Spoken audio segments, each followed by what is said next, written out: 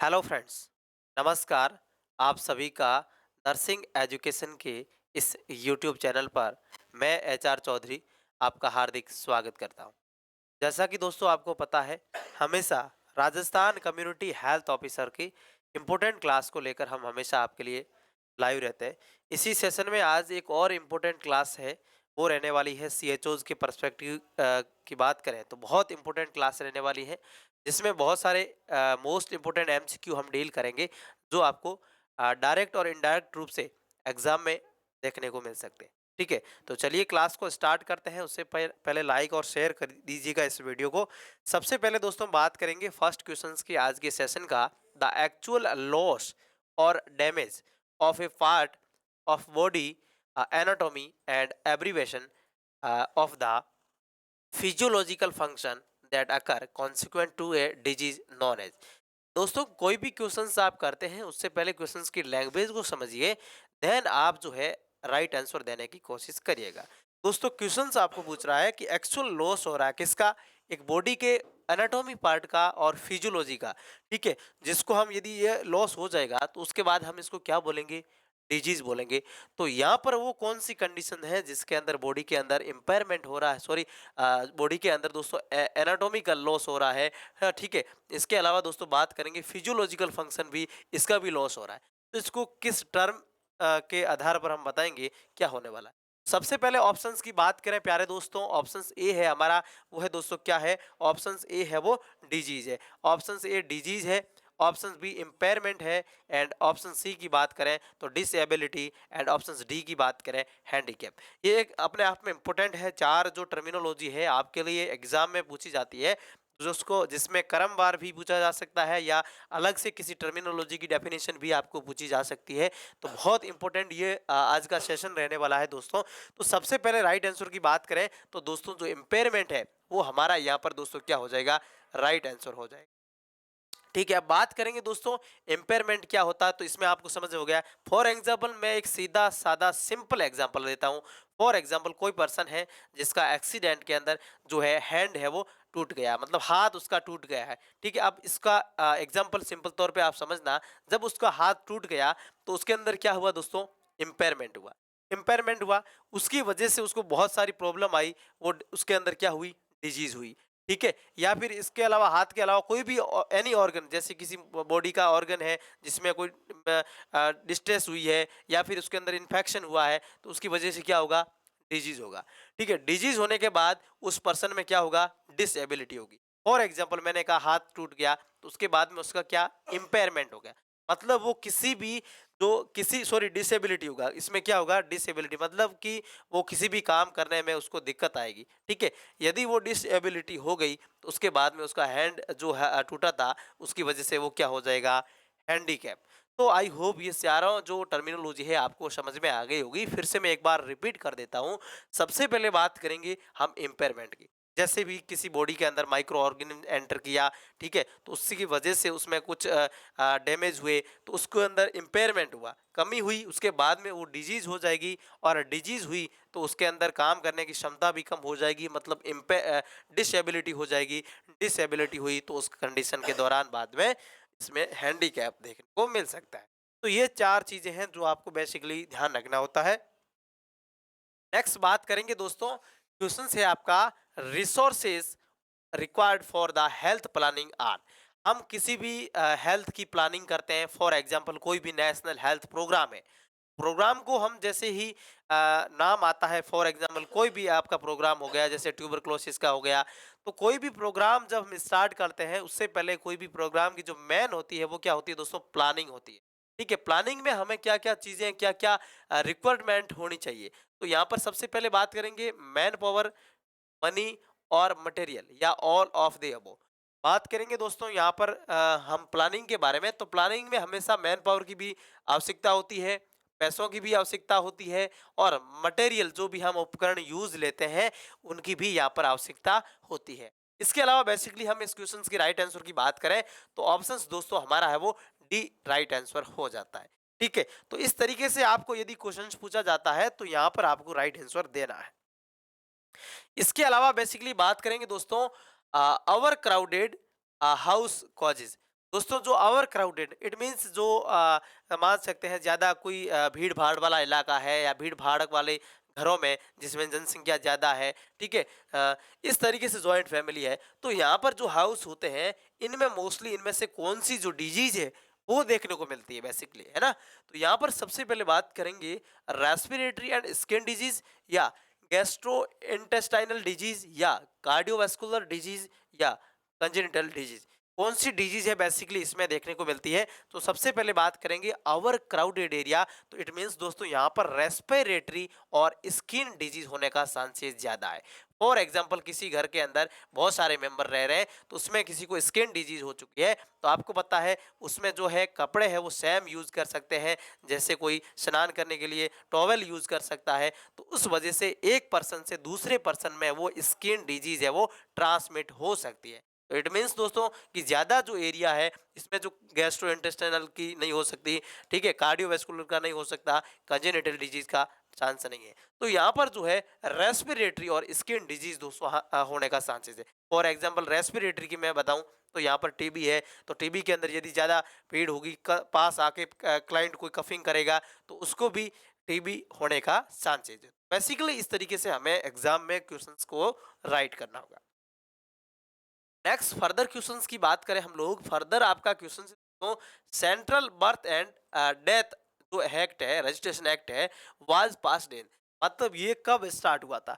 आपको पता है जब भी किसी इंडिविजुअल की डेथ होती है या फिर जन्म होता है, इनका हमें पर्टिकुलर एक रजिस्ट्रेशन करवाना होता है, ठीक है। तो जो रजिस्ट्रेशन होता है उसका एक्ट दोस्तों कब आया था, 1969। कब आया था, 1969 के अंदर आया था। ऑप्शंस दोस्तों हमारा यहाँ पर ए है, वो राइट आंसर हो जाता है। इसके अलावा आपको पूछा जाता है बेसिकली इसमें क्वेश्चंस दोस्तों, डेथ डेथ और बर्थ दोनों का रजिस्ट्रेशन पूछा जाता है, कितने दिनों के अंदर अंदर किया जाता है। तो दोस्तों डेथ की बात करें तो 21 डेज, और बर्थ की भी बात करें तो 21 डेज। तो ये एक इम्पोर्टेंट बेसिकली यहाँ से क्वेश्चंस बहुत बार एग्जाम में पुटअप होता है डायरेक्टली, कि यहाँ पर जो है जन्म या मृत्यु मतलब डेथ एंड जो आपकी बर्थ है इनका रजिस्ट्रेशन है विद इन 21 डेज के अंदर हो जाना चाहिए। इस तरीके से आपको एग्जामिनर है वो एग्जाम में क्वेश्चन पूछ सकता है, ठीक है। नेक्स्ट बात करेंगे दोस्तों, is a an example for nosocomial infection except. Except का मतलब दोस्तों मैंने कई बार बताया है के सिवाय, ठीक है, के सिवाय मतलब इनको छोड़कर, ठीक है। यहाँ पर दोस्तों पूछा है कि हॉस्पिटल जो है नोजोकोमियल इन्फेक्शन है उनमें सभी एग्जाम्पल है नोजोकोमियल इन्फेक्शन के सिवाय एक को छोड़कर। तो सबसे पहले बात करेंगे यूरिनरी ट्रैक इन्फेक्शन। बात आई यूरिनरी ट्रैक इन्फेक्शन की, तो इट इज मोस्ट कॉमन दोस्तों, मोस्ट कॉमन है हॉस्पिटल एक्वायर्ड इन्फेक्शन, हम इसको बोल सकते हैं हॉस्पिटल एक्वायर्ड इन्फेक्शन, ठीक है, या फिर इसको हम क्या बोल सकते हैं दोस्तों, नोजोकॉमियल इन्फेक्शन। तो इसके अंदर मोस्टली बहुत ज्यादा चांसेस होता है most common urinary track infection. बात करें मेल एंड फीमेल की, तो फीमेल में सबसे ज्यादा यूरिनरी ट्रैक इन्फेक्शन होता है। क्यों होता है, इसके पीछे एक लॉजिक है, इस कारण है क्योंकि दोस्तों इसमें जो फीमेल का यूरेथ्रा है वो मेल की बजाय उसमें छोटा होता है। इसकी वजह से जो बैक्टीरिया है या कुछ इन्फेक्शन है बहुत जल्द है वो इन्फेक्ट कर सकता है किसको, यूरिनरी ट्रैक को। तो इसीलिए यहाँ पर दोस्तों सबसे मोस्ट कॉमन ये तो हो गया कौन सा, UTI. UTI is most common infection in hospital acquired infection या नोजोकोमियल इन्फेक्शन। नेक्स्ट दोस्तों बात करेंगे इरिटेबल बाउल सिंड्रोम, इसके अलावा hepatitis C and hepatitis B. तो हेपेटाइटिस बी है दोस्तों, ये भी हॉस्पिटल एक्वायर्ड इन्फेक्शन के अंदर आता है। हेपेटाइटिस सी की बात करें तो ये भी आता है, क्योंकि मोस्टली दोस्तों ब्लड आफ्टर ब्लड ट्रांसफ्यूजन की बात करें तो ब्लड हम जैसे कोई ब्लड किसी का ब्लड ट्रांसफ्यूज कर रहे हैं, तो मोस्टली दोस्तों आफ्टर ब्लड ट्रांसफ्यूजन की बात करें दोस्तों क्या करें, आफ्टर ब्लड ट्रांसफ्यूजन,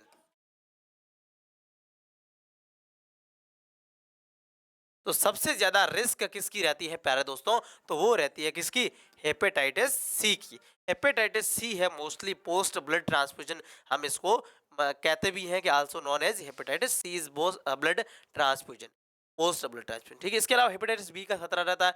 जो हमारा बेसिकली दोस्तों क्या है, बेसिकली इरिटेबल बाउल सिंड्रोम है, ये हमारा राइट आंसर हो जाएगा, क्योंकि दोस्तों एक्सेप्ट का क्वेश्चन है, तो इरिटेबल बाउल सिंड्रोम है, ये मोस्टली आपको पता है कोई डिस इन्फेक्टेड जो फूड है वो हमने यदि खा लिया है तो उसकी वजह से होने का खतरा रहता है। ठीक है, चलिए दोस्तों फर्दर नेक्स्ट क्वेश्चंस की ओर मूव करते हैं। यदि सेशन आपको अच्छा लग रहा है तो इस सेशन को लाइक कीजिए। ठीक है, अब दोस्तों बात करेंगे हम लोग maintain all record for operation of incineration hydroclave autoclave for a period of. दोस्तों आपको पता है हमने बात की स्टरलाइजेशन की, तो स्टरलाइजेशन के अंदर हम बहुत सारे जो मेथड्स हैं उनको यूज करते हैं। बेसिकली हम बात करें दोस्तों यहाँ पर इंसिनरेशन मतलब जलाते हैं, इसके अलावा ऑटोक्लेव करते हैं। ठीक है, तो इसके अलावा बेसिकली ये जो इनके रिकॉर्ड्स भी हमें मेंटेन करना रहता है। रिकॉर्ड्स एंड रिपोर्ट एक इंपॉर्टेंट बेसिकली यूनिट है, आपको पता है, तो इनको मेंटेन रखना हमें बहुत जरूरी होता है। तो हम लोग यहाँ पर पूछा है कि ये जो पीरियड है कितने समय तक इनको रिकॉर्ड को अपन को मेंटेन रखना बहुत जरूरी होता है। तो यहाँ पर बात करें दोस्तों 5 साल या 3 साल या 2 या 10 साल।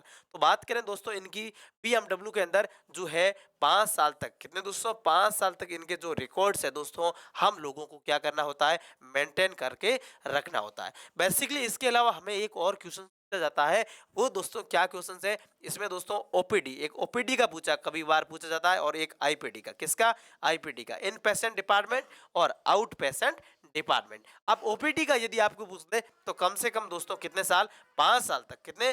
5 साल तक।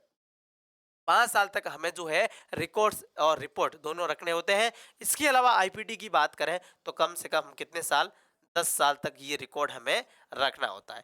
तो यहाँ से आज के बाद आपको कोई भी एग्जामिनेटर पूछ लिया जाए कि हम लोग है जो मेंटेन रिकॉर्ड जो इंसिनरेशन करते हैं या ऑटो क्लबिंग करते हैं इनका 5 साल के लिए। इसके अलावा हमें पूछा जाता है दोस्तों कि ओपीडी और आईपीडी, तो ओपीडी के लिए हम है वो 5 साल तक और आईपीडी की बात करें तो कम से कम 10 साल तक हमें रिकॉर्ड है वो मेंटेन करके रखना पड़ता है। ठीक है, बेसिकली नेक्स्ट क्वेश्चंस की ओर मूव करते हैं दोस्तों। नेक्स्ट क्वेश्चन है हमारा, diabetes is a body lack और इनेबिलिटी टू यूज। किसके लैक कमी की वजह से डायबिटीज देखने को मिलता है? बहुत इंपॉर्टेंट और बेसिकली सिंपल क्वेश्चंस मान सकते हैं हम लोग ऐसे। ठीक है, तो बात करें दोस्तों ब्लड ग्लूकोज की या इंसुलिन की या विटामिन बी 12 की या कार्बोहाइड्रेट फैट या प्रोटीन की। तो यहाँ पर दोस्तों लैक का पूछा है, तो डायबिटीज किसकी वजह से होता है? मोस्टली इंसुलिन की कमी से। इंसुलिन क्या करता है दोस्तों? ब्लड ग्लूकोज को मेंटेन करता है। ठीक है, क्या करता है? ब्लड ग्लूकोज को मेंटेन करके रखना होता है। ठीक है, तो इंसुलिन दोस्तों हमारा राइट आंसर हो जाता है। Option B is the right answer. Insulin दोस्तों आपको पता है पेनक्रियाज के बीटा सेल से सीक्रेट होता है। कहाँ से? बीटा सेल से सीक्रेट होता है। पेनक्रियाज के जो टेल पार्ट होता है वहां से मोस्टली दोस्तों, ये जो पेनक्रियाज है, पेनक्रियाज के जो टेल पार्ट होता है यहाँ इस पार्ट के अंदर ये जो है हमारे बेसिकली दोस्तों बॉडी पार्ट है। ठीक है, ये मिडल पार्ट है और ये टेल पार्ट है। टेल पार्ट के अंदर यहाँ दोस्तों लैंगर हैंस पाया जाता है। यहाँ से दोस्तों हमारा बीटा सेल से क्या इंसुलिन क्या होता है दोस्तों?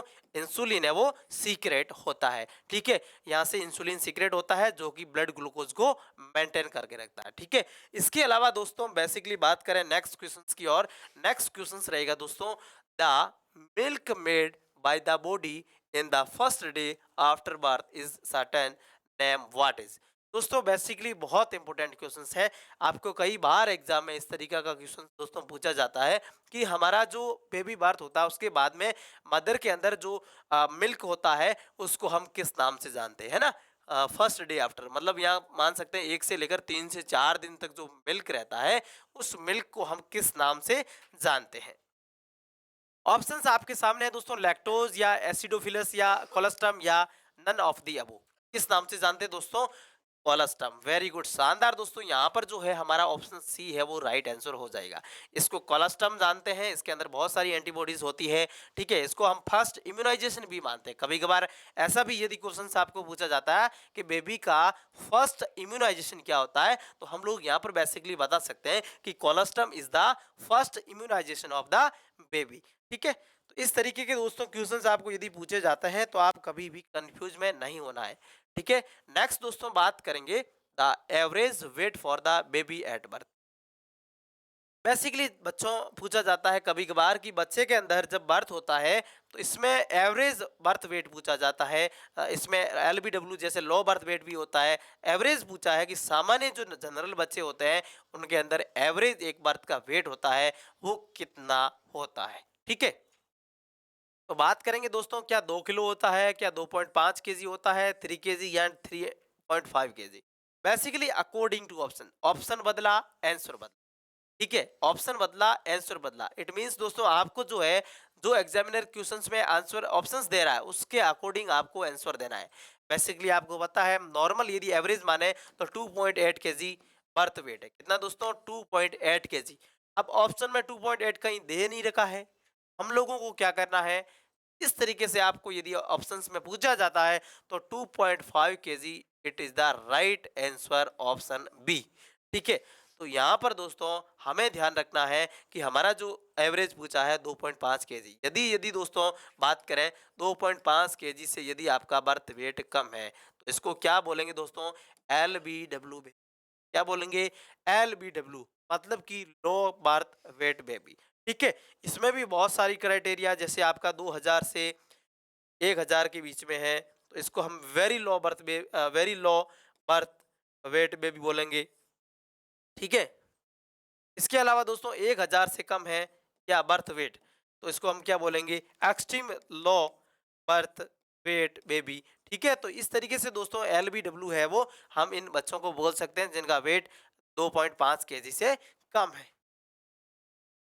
नेक्स्ट दोस्तों फर्दर हमारा जो क्वेश्चंस है वो रहेगा, the infant double his her weight at which month. मतलब अपना जो इन्फेंट बच्चा होता है छोटा, उसका बर्थ वेट है वो डबल कब होता है, ये बेसिकली आपको तो यहाँ पर पूछा गया है। ठीक है, तो यहाँ पर बात करेंगे दोस्तों, क्या ये 5 मंथ पे होता है, क्या 6 मंथ पे होता है, या 7 मंथ पे होता है, या 8 मंथ पे होता है, कब होता है प्यारे दोस्तों? जल्दी से बता दीजिए। यहाँ पर दोस्तों हम बात करेंगे बेसिकली डबल की, तो डबल हमारा जो वेट होता है वो होता है दोस्तों 5 मंथ। कब होता है? 5 मंथ, 5 मंथ। ठीक है, अब दोस्तों इसमें आपको पूछे कि यदि बच्चा जन्म के टाइम था उसका ट्रिपल मतलब 3 गुना वो बर्थ है वेट है, वो कितना होता है? तो ट्रिपल है दोस्तों, बात करें 1 ईयर, 1 ईयर पे कितना ट्रिपल होता है? कितना दोस्तों? ट्रिपल बर्थ वेट का 1 ईयर पे होता है। यदि 4 टाइम पूछे दोस्तों, 4 टाइम पूछे, 4 टाइम जो आपका मतलब जो है बर्थ वेट है वो दोस्तों कितना? 2 साल पे होता है। कितना? 2 साल पे बच्चा है जन्म के समय, जैसे मान लो 3 किलो का था तो 2 साल पे 4 किलो, सॉरी 12 किलो को हो जाएगा। ठीक है, तो इस तरीके से दोस्तों आपको यदि एग्जामिनर पूछे कि डबल कब होता है बर्थ वेट का, और ट्रिपल कब होता है, और 4 टाइम कब होता है, तो आप आगे से कभी भी इस क्वेश्चन को गलत नहीं करोगे, ये मैं आपसे आशा और उम्मीद करता हूँ। नेक्स्ट फर्दर क्वेश्चंस की ओर मूव करते हैं प्यारे दोस्तों। फर्दर जो हमारा क्वेश्चंस रहेगा वो आप पढ़ें और आंसर देने की आप कोशिश करिएगा। दोस्तों क्वेश्चन है दोस्तों आईडीएस से, इससे integrated child development scheme given immunization service to. यहाँ पर दोस्तों पूछा है इम्यूनाइजेशन सर्विस से रिलेटेड, ये जो इसमें दोस्तों इम्यूनाइजेशन सर्विस प्रोवाइड करवाता है चिल्ड्रन बिलो 6 ईयर, और हमारी जो प्रेग्नेंट्स और लैक्टेटिंग मदर होती है, जो बच्चों को दूध पिलाती है, और जो गर्भवती महिलाएं होती है, इनको देते हैं। इसके अलावा दोस्तों बात करेंगे option A and B and none of the above, right की बात करें तो ऑप्शन दोस्तों सी हो जाएगा। इट मीन्स ये दोनों सर्विस है वो किसमें दोस्तों? इसमें जो है आईसीडीएस, किसमें दोस्तों? आईसीडीएस में देते हैं। और आईसीडीएस कब आया था? 1975 के अंदर आया था। ये एक इंपॉर्टेंट क्वेश्चन यहाँ से भी पूछा जा सकता है। ठीक है, तो यहाँ पर दोस्तों चिल्ड्रन बिलो 6 ईयर, जो बच्चे 6 साल से छोटे हैं, और इसके अलावा प्रेग्नेंट एंड लैक्टेटिंग मदर, जो गर्भवती और धात्री महिला है, जो बच्चों को दूध पिलाती है, उन महिलाओं को दोस्तों क्या करते हैं, ये आईसीडीएस प्रोग्राम है वो इम्यूनाइजेशन सर्विस प्रोवाइड करवाता है। ठीक है, आई होप ये क्वेश्चंस आपको समझ में आ गया होगा। नेक्स्ट फर्दर क्वेश्चंस की ओर मूव करते हैं दोस्तों। फर्दर क्वेश्चंस है जो आप बहुत इंपॉर्टेंट क्वेश्चंस है दोस्तों, जो कि प्रोटीन एनर्जी माल न्यूट्रिशन से लिया गया है। बेसिकली यहाँ से क्वेश्चंस पुट अप होने का पूरा आपको चांसेज रहता है। ठीक है। क्वेश्चंस हमारा क्या है दोस्तों, लो प्रोटीन डाइट लीड्स, ठीक है, प्रोटीन प्रोटीन का जो है डाइट है वो दोस्तों क्या है, डिक्रीज है, लो है, ठीक है। तो यहाँ पर सबसे पहले बेसिकली बात करेंगे, ऑप्शन ए में है मरासमस, ऑप्शन बी की बात करें क्वासिकॉर, ऑप्शन सी की बात करें marasmus kwashiorkor, all of the above. बात करें दोस्तों राइट आंसर की सबसे पहले, तो राइट आंसर हमारा हो जाएगा क्वासिक्योर। कौन सा दोस्तों, क्वासिक्योर, ऑप्शन दोस्तों B is the right answer.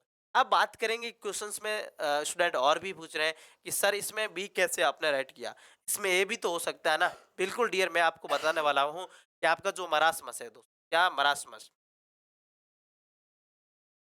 Marasmus की बात करें तो इसमें दोस्तों प्रोटीन एनर्जी माल न्यूट्रिशन, जिसमें दोस्तों किसकी डिफिशियंसी देखने को मिलेगी, एक तो प्रोटीन की भी देखने को मिलेगी, और इसके साथ इसकी डेफिशिएंसी दोस्तों कैलोरी की, दोस्तों इसकी कैलोरी की। तो ये दोनों यदि डिक्रीज हो रहे हैं तो इट मींस हम इसको बोलेंगे प्रोटीन एनर्जी माल न्यूट्रिशन, और इसमें किसको बोलेंगे, मरासमस।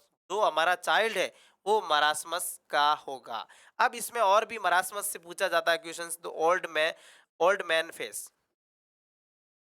जो बच्चा होगा हमारा बूढ़े आदमी की तरह उसके चेहरे पर झुर्रियां हो जाएगी, उस तरीके से दिखने लगेगा, क्योंकि उसके अंदर बहुत सारे प्रोटीन एनर्जी माल न्यूट्रिशन है, इस वजह से। इसके अलावा दोस्तों ये बच्चा है, इसके अंदर ये बच्चा वैसे एक्टिव रहेगा, ठीक है, क्या दोस्तों, एक्टिव रहेगा, ठीक है। इस बच्चे के अंदर बेसिकली जो ऑर्गन होते हैं, जैसे कि आपका फॉर एग्जाम्पल बात करें हमारा ऑर्गन की, हार्ट, किडनी, इसके अलावा जो लीवर है, ठीक है, और भी जो ऑर्गन्स है, ये क्या दोस्तों, अनअफेक्टेड रहेंगे। कैसे दोस्तों, अनअफेक्टेड। आपको कभी भी पूछे कि इसमें जो ऑर्गन है वो अफेक्टेड होते हैं, बिल्कुल नहीं होते हैं, ठीक है। इसके अलावा इसके विपरीत मैं क्वासिक्योर के बारे में भी आपको बताने वाला हूं, ठीक है। इसमें दोस्तों बेसिकली एक और पूछे, वोकेरियस हंगर, वोकेरियस हंगर, मतलब दोस्तों ये आप जो है 5 स्टार लगा सकते हैं, बहुत इंपॉर्टेंट क्वेश्चन। मतलब जो बच्चा होता है हमारा किसका, मरासमस का, ये मांग कर खाना खाता है, मतलब किसी को कहता है मुझे खाना खिलाओ, मतलब इस ये पॉवर्टी मैन जो लोग होते हैं, गरीबी लोग, उन लोगों में मोस्टली देखने को मिलता है, मतलब मांग कर खाना खाता है बच्चा, जिसको बोलते हैं वोकेरियस हंगर, किसमें दोस्तों, मरासमस में, ठीक है। अब बात आती है दोस्तों इसके अलावा, मरासमस के अलावा क्वासिक्योर की, तो यहाँ पर क्वासिक्योर में क्या होता है दोस्तों, डिक्रीज प्रोटीन, मतलब मेनली दोस्तों किसकी कमी होती है, प्रोटीन की, ठीक है, प्रोटीन की कमी होती है किसमें, जो है हमारा क्वासिक्योर में। इसमें दोस्तों मून लाइक फेस देखने को मिलता है, कैसा दोस्तों, मून लाइक फेस। ये एक इंपॉर्टेंट क्वेश्चन है दोस्तों, आपको एग्जाम में पूछा जा सकता है, मून लाइक फेस किस में देखने को मिलता है, वो दोस्तों अपना जो है क्वासिकोर के अंदर देखने को मिलता है। इसके अलावा दोस्तों इसमें जो भी ऑर्गन है, ऑर्गन बॉडी के वो अफेक्टेड होंगे, ठीक है, अफेक्टिंग हो गए। इसके अलावा दोस्तों जो मरासमस और क्वासिक्योर की बात करें तो इसमें जो है डेथ का और चांस बहुत ज़्यादा रहेगा, मतलब इसकी मोर्टिलिटी जो है इसकी ज़्यादा रहेगी दोस्तों, किसकी, क्वासिक्योर की, ठीक है, क्योंकि इसमें बॉडी जो भी ऑर्गन है, ब्रेन है हमारा, लंग्स है, इसके अलावा किडनी है, हार्ट है, ये सभी ऑर्गन है, इसमें क्या होंगे, अफेक्टेड होंगे, ठीक है। तो ये आपको सारी चीज़ें दोस्तों क्लियर होगी होगी ओनली एंड ओनली यदि अपन को पूछा है प्रोटीन का, तो हमारा दोस्तों ऑप्शन बी है वो राइट आंसर होगा, कौन सा, क्वासिकॉर का, ठीक है। अब दोस्तों हमने बात कर ली मरासमस के बारे में और क्वासिक्योर के बारे में, ये प्रोटीन एनर्जी माल न्यूट्रिशन के अंदर आते हैं, जिसको हम पीईएम के नाम से जानते हैं। अब इसका ट्रीटमेंट जो सिम्टोमेटिक ट्रीटमेंट करेंगे, धीरे धीरे उसकी डाइट को हम इंक्रीज करेंगे, जैसे ही आपका धीरे धीरे जो भी है बच्चा नॉर्मल होता जाएगा, तो इस तरीके से हम ट्रीटमेंट इसका भी करते हैं। इसके बाद में दोस्तों नेक्स्ट हम बढ़ते हैं आगे, तो एक और बेसिकली इंपॉर्टेंट क्वेश्चन हम मान सकते हैं दोस्तों, और हमारा क्वेश्चन है hydrophobia is caused by which virus, hydrophobia है कौन से वायरस की वजह से देखने को मिलता है। तो बात करेंगे दोस्तों, option A adenovirus, option B rotavirus, and option C की बात करें लीजा वायरस, एंड ऑप्शन डी की बात करें तो राइनो वायरस। तो हमारा दोस्तों बेसिकली राइट आंसर की बात करें तो हाइड्रोफोबिया, इट मीन्स दोस्तों किससे डर लगता, फियर फ्रॉम वाटर, बच्चे को किससे डर लगेगा? जो बच्चा रेबीज का होगा, जिसको कुत्ते ने काटा है, उसके अंदर लीजा वायरस है, उसको रेबीज हुआ है, उस बच्चे के अंदर क्या देखने को मिलेगा? हाइड्रोफोबिया। मतलब जो बच्चा है वो पानी को देखकर डरेगा, मतलब जो है fear from water. It means दोस्तों बात करेंगे कि हमारा जो ऑप्शन है दोस्तों, यहाँ पर ऑप्शन सी राइट आंसर हो जाएगा, क्योंकि लीजा वायरस किसमें देखने को मिलता है? रेबीज के अंदर। किसमें? रेबीज के अंदर। और रेबीज वाला बच्चा है हमेशा fear from water. It means दोस्तों हाइड्रोफोबिया। ठीक है, तो आई होप ये भी क्वेश्चंस आपको समझ में आ गया होगा। ठीक है, नेक्स्ट क्वेश्चंस की ओर मूव करते हैं दोस्तों। बहुत इंपॉर्टेंट सेशन है, इस सेशन को जरूर आप लोग अपने दोस्तों के साथ भी शेयर करिएगा। यदि अच्छा लगता है लाइक भी कीजिए। ठीक है दोस्तों, बात करेंगे गेम भुजिया। बहुत इंपॉर्टेंट दोस्तों क्वेश्चंस है, मैं स्टार लगा देता हूँ। ये क्वेश्चंस आपको बहुत बार पूछा गया है और अपकमिंग एग्जाम में भी पूछा जा सकता है। Gambusia fish is used as the mosquito control measures in which disease? आपको पता है दोस्तों, बहुत बार जब मॉस्किटो से रिलेटेड जो डिजीज होती है वो यदि अनकंट्रोल हो जाती है, तो हम क्या दोस्तों, इसमें एक गैम्बुजिया जो नाम से फिश होती है, उसको तालाब है या गंदा पानी है कहीं और, वहां पर जो है किसको छोड़ा जाता है? गैम्बुजिया फिश को। वो फिश क्या करती है दोस्तों, जो मच्छर होते हैं उनके लार्वा को क्या करती है? खाती है। यदि मच्छर के लार्वा को यदि खा जाती है, तो हमारे जो है मच्छर बहुत कम उत्पन्न होंगे, जिससे हमारी जो डिजीज है मॉस्किटो वाली, वो डिजीज होने का चांसेस बहुत कम हो जाएगा। तो ये हम लोग प्रिवेंशन के रूप में या कंट्रोल के रूप में हम काम लेते हैं। किसको? गैम्बुजिया इसको। अब दोस्तों बात करेंगे dengue, malaria, sorry filaria, malaria और चिकनगुनिया। तो मलेरिया ऑप्शन सी है दोस्तों, राइट आंसर हो जाता है। जब मलेरिया बात करें, तो मलेरिया के अंदर जो हमारा मॉस्किटो होता है, मादा एनाफ्लीज मॉस्किटो, उस मादा एनाफ्लीज के लार्वा को कम करने के लिए हम गैम्बुजिया फिश को कहाँ पर दोस्तों? पानी के अंदर छोड़ते हैं, तालाबों के अंदर, ताकि जो है हमारा लार्वा है वो बहुत कम हो जाए, जिससे मलेरिया होने का खतरा भी कम हो जाए। ठीक है, नेक्स्ट दोस्तों फर्दर क्वेश्चन की बात करते हैं। हमारा फर्दर क्वेश्चन है दोस्तों, in which disease formation of bluish white grey membrane occurs in throat? दोस्तों ऐसी कौन सी डिजीज है जिसमें हमारा दोस्त थ्रोट है, गला है, इसके अंदर दोस्तों व्हाइट एंड, क्या बोला? व्हाइट एंड ब्लू क्या ग्रे मेम्ब्रेन डेवलप हो जाएगी? क्या दोस्तों? मेम्ब्रेन डेवलप हो जाएगी, और वो मेम्ब्रेन आपको बहुत सारी दिक्कत प्रदान कर सकती है। तो यहाँ पर दोस्तों बात करेंगे सबसे पहले पर्टूसिस की, जिसको हम क्या नाम जानते हैं दोस्तों? वो पिंक कफ। वोपिंग कफ, या इसको हम किस नाम से जानते हैं? 100 डे कफ। मतलब लगातार 100 दिनों से किसी को कफिंग हो रही है, खांसी हो रही है, तो हम कह सकते हैं कि वो क्लाइंट हो नहीं हो, हमारा पर्टूसिस का हो सकता है। इसके अलावा दोस्तों मीजल्स की बात करें, तो आपको इंपोर्टेंट क्वेश्चन पूछा जाता है, कॉप्लिक स्पॉट। कॉप्लिक स्पॉट दोस्तों किसके अंदर देखने को मिलता है? मीजल्स वाले में। और यहाँ पर कहाँ पर देखने को मिलता है? मोलर टीथ होता है हमारा दोस्तों, मोलर टीथ है वो सेकंड के अंदर दोस्तों। कहाँ? मोलर सेकंड के अंदर हमारा क्या देखने को मिलता है दोस्तों? क्या देखने को मिलता है? Koplik spot. ये एक इंपोर्टेंट क्वेश्चन है, रिपीटेड क्वेश्चन मैं इसको मान सकता हूँ। बात करें राइट आंसर की दोस्तों, तो हमारा डी है वो दोस्तों यहाँ पर राइट आंसर हो जाएगा, डिप्थीरिया। इसका कॉजेटिव ऑर्गेनिज्म की बात करें, तो कॉर्नी बैक्टीरियम डिप्थीरी इसका कॉजेटिव या एजेंट बोल सकते हैं हम लोग। ठीक है, तो इस तरीके से दोस्तों इसमें क्या होता है, गले के अंदर जो है मेम्ब्रेन है वो blues and white grey membrane है वो डेवलप होती है। ठीक है, तो बेसिकली दोस्तों आई होप ये क्वेश्चन आपको समझ में आ गया होगा। नेक्स्ट फर्दर क्वेश्चन की ओर मूव करते हैं। फर्दर नेक्स्ट क्वेश्चन है दोस्तों, डीपीटी बूस्टर का पूछा है, is given at. DPT booster है वो हम लोग कब देते हैं? सबसे पहले बात करेंगे 14 वीक पे, 18 या 20 या 16 वीक। तो राइट आंसर दोस्तों हमारा जो है डी रह जाएगा, 16 वीक पे। इसके अलावा डीपीटी दोस्तों 6, 10 और 14 वीक पे हम देते हैं। इसके अलावा बूस्टर फर्स्ट की बात करें, 16 वीक पे देते हैं। इसके अलावा सेकंड की बात करें, तो कब देते हैं दोस्तों? 5, 6 साल पर। ठीक है, तो डीपीटी है वो 0.5 ml लगाते हैं दोस्तों। और इसकी जो रूट होती है दोस्तों, इंट्रा मस्कुलर होती है। क्या होती है? Intra muscular. आई होप अब सभी आप लोगों को ये समझ में आ गया होगा कि डीपीटी के बारे में जो भी क्वेश्चंस आपको पूछे, चाहे रूट पूछे, चाहे डोज पूछे, चाहे कब लगाना है, कैसे, पूरा आपको अभी समझ में आ गया है। ठीक है। नेक्स्ट दोस्तों फर्दर बात करेंगे हम लोग क्वेश्चन के बारे में। नेक्स्ट दोस्तों हमारा क्वेश्चन है टॉक्सिन टेटेनोस्पाज्मिन इज रेस्पॉन्सिबल फॉर। दोस्तों टेटेनोस्पाज्म जो होता है, टेटेनस जो हम मानते हैं, इसके अंदर दोस्तों क्या रैपिड कफिंग देखने को मिलेगी, या इन्फेक्शन देखने को मिला, या हेमरेज देखने को मिलेगा, या स्पाज्म ऑफ मसल। तो दोस्तों टेटेनस के अंदर जो टॉक्सिन्स होता है वो मोस्टली दोस्तों क्या करता है, किसी भी मसल्स को क्या करता है, स्पाज्म कर सकता है। ठीक है, मसल स्पाज्म हो सकती है क्या दोस्तों, मसल स्पाज्म हो सकती है। दोस्तों बात करेंगे राइट आंसर की, option D is the right answer. ठीक है, तो नेक्स्ट दोस्तों फर्दर क्वेश्चंस की ओर मूव करते हैं। फर्दर दोस्तों क्वेश्चंस रहेगा इन इंडिया एनडीडी। एनडीडी का मींस होता है national deworming day is been observe on.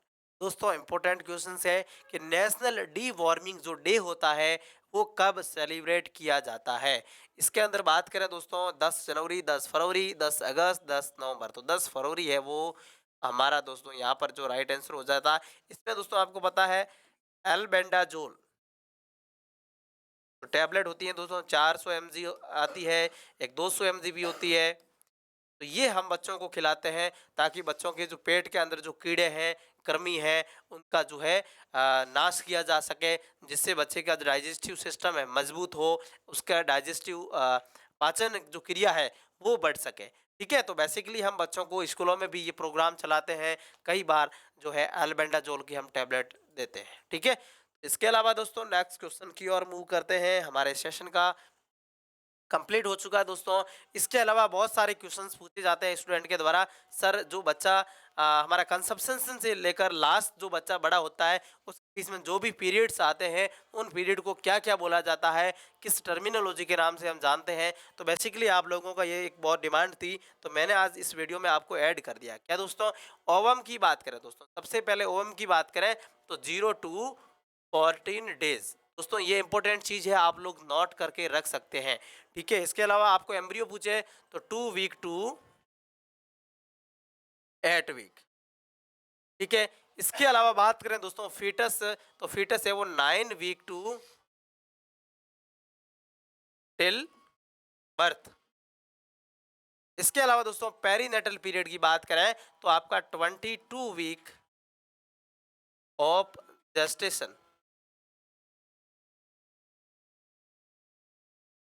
To after 7 day of delivery, या फिर after 7 day of birth.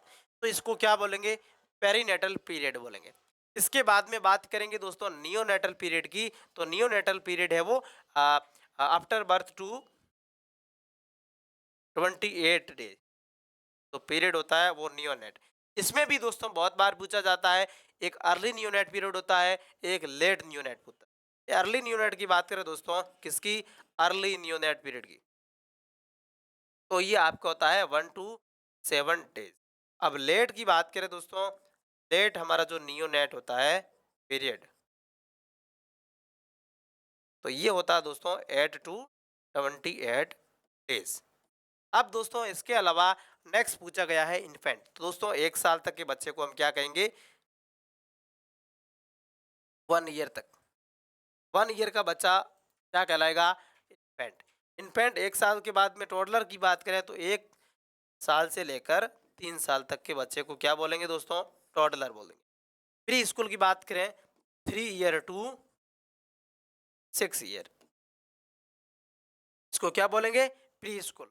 School as होती है दोस्तों वो 6 से 10 साल, या इसको हम 12 साल भी कह सकते हैं। ठीक है, अडोलसेंस की बात करें तो यहाँ पर दोस्तों 10 से 18 साल के बीच में जो एज होती है वो अडोलसेंस एज भी मान सकते हैं। तो आई होप आपको सभी जो है डाउट्स अब क्लियर हो गए होंगे। सर ओम, जिसमें हम 0 से 14 दिन ओम होता है, उसके बाद में एम्ब्रियो बनता है 2 से 8 वीक के बीच में, फिर फेटस होता है 9 वीक से टिल बर्थ तक, फिर पेरीनेटल पीरियड होता है, नियोनेटल पीरियड होता है, इन्फेंट होता है, टॉडलर होता है, प्री स्कूल होता है, स्कूल होता है, एडोलसेंट हम लोग है वो बड़ा हो जाते। ठीक है, तो ये बहुत इंपॉर्टेंट चीज़ है दोस्तों। आई होप ये आप लोग है वो इसका स्क्रीनशॉट भी ले सकते हैं। इसके अलावा दोस्तों इस सेशन के अंदर जो भी कोई आपको डाउट्स लगता है तो आप कमेंट बॉक्स में कमेंट कर दीजिए, कोई डाउट्स हो बाकी मिलते हैं दोस्तों नेक्स्ट एक और शानदार क्लास के साथ। Thank you so much.